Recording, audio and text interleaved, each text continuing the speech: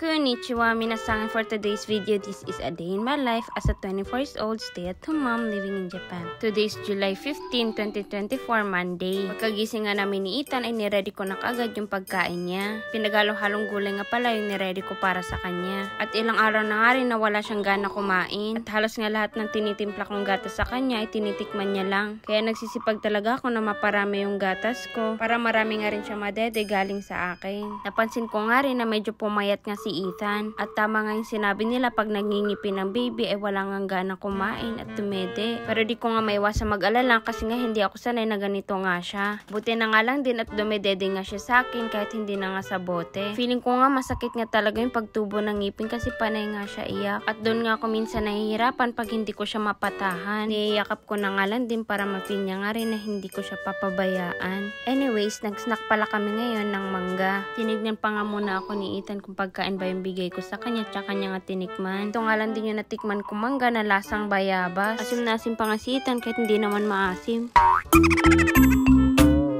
Pero mas gusto niya pang laruin kaysa kainin. First time niya nga lang din makatikim ng mangga. At halos nga nang pwede kong may offer sa kanya na pagkain ay pinapatikim ko nga rin. Abay labas dila pa nga habang pumapalo.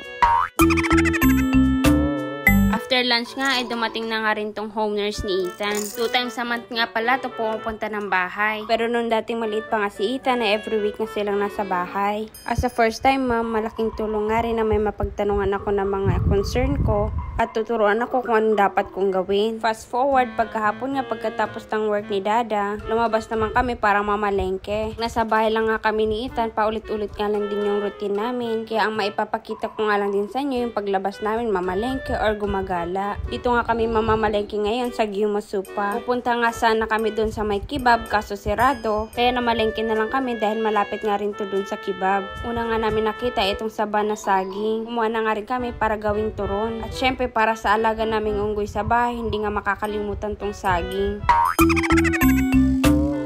Kukuha na nga sana ako nitong spinach or horenzo. Nakita nga namin tong kangkong at minsan lang nga lang din to magkaroon kaya kumuha na nga rin kami ng marami. Ihahalo na nga lang din namin sa sinigang kaya kukuha na nga rin ako ng okra at maliit lang na radish. Kumuha na nga rin ako ng lettuce para pag prito nga yung ulam namin ay meron pa rin akong gulay. Yun nga rin yung advice sa akin ng derma na kumain nga ako ng gulay at iwasan yung mga prito. Dahil bukod sa nagpapa-breastfeed nga ako, isa nga rin yun sa dahilan kung ba't ako nagkaka-pimples. Ito na nga rin pala yung ginagamit ko pang halo pag nagpa-fried chicken ako. Nagaya ko nga lang din to kay mama at ito nga yung gamit niya pag nagpa-fried chicken siya at sobrang sarap at nagustuhan nga namin. Kumuha na nga rin pala ako ng bagong asin at paminta. At syempre hindi makakalimutan yung pambansang ulam, itlog.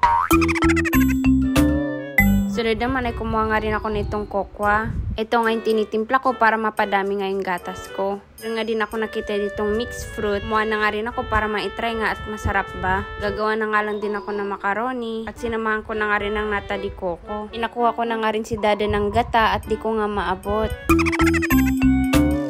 Kumuha na nga rin ako nitong cellophane para ma-separate nga yung karning binili nga namin. Meron nga din pala silang kalamansi. Perfect nga to panghalo sa mga sausawan at sa mga imamarinate pag magba-barbecue. Uso pa naman barbecue ngayon kasi nga summer na. Don't forget to follow our page. That's for today's video. Thank you for watching. Matane!